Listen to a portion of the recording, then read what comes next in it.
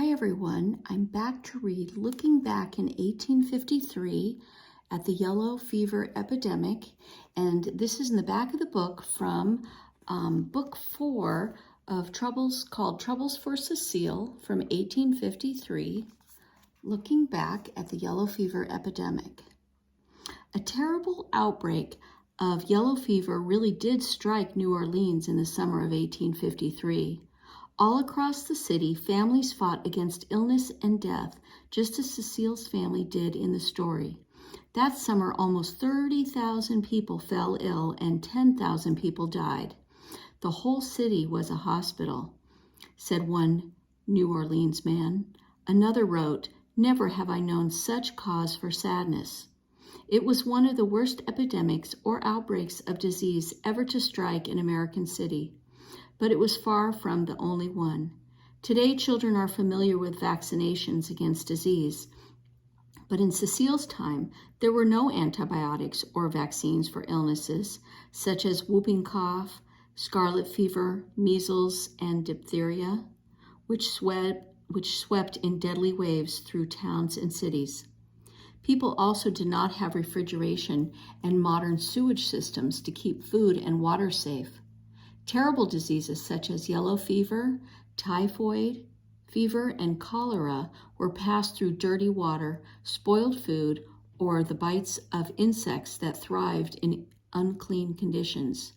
These diseases often spread like wildfire, especially in the hot summer months, and they could kill victims in days or even hours. All of America's cities suffered epidemics. In 1793, Philadelphia, then the nation's capital, was struck by a yellow fever epidemic that killed 5,000 and forced George Washington and Thomas Jefferson to flee. In 1832, a deadly cholera epidemic brought New York City to a standstill, and then swept on to Boston, Cincinnati, Philadelphia, and Baltimore. In 1918, more than 500,000 people across the country died in a flu epidemic.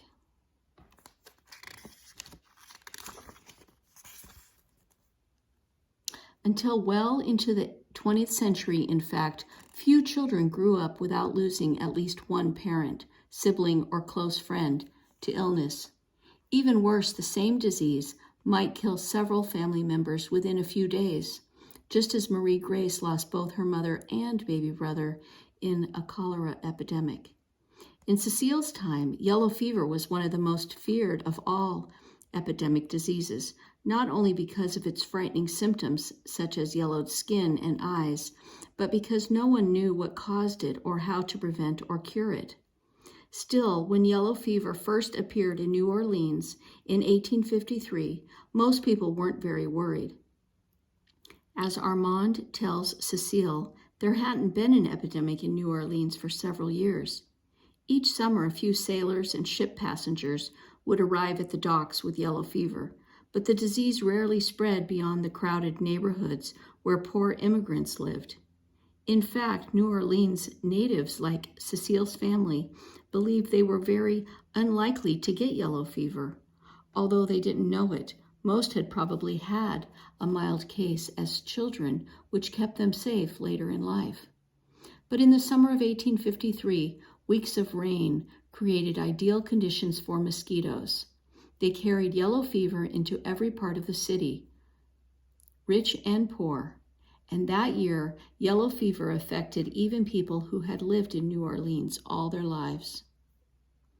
And it was deadlier than usual. Many families packed their bags and fled to the countryside. Ships bringing food and supplies avoided New Orleans for fear of the fever. Business and social life came to a stop.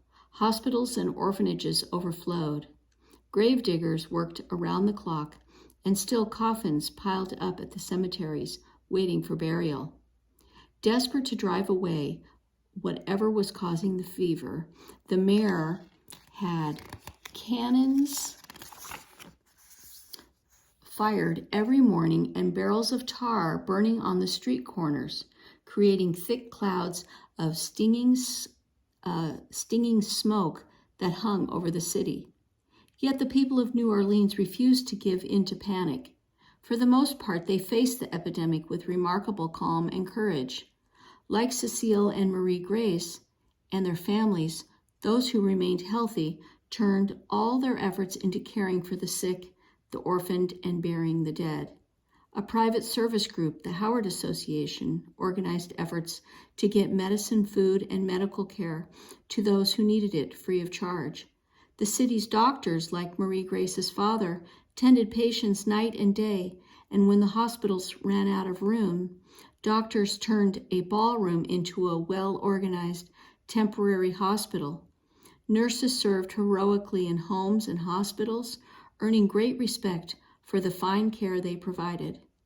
Catholic nuns, who ran many of the city's orphanages and hospitals, also worked tirelessly to help the sick and suffering. Often, doctors, nurses, nuns, and priests became ill themselves, and many lost their lives to the fever.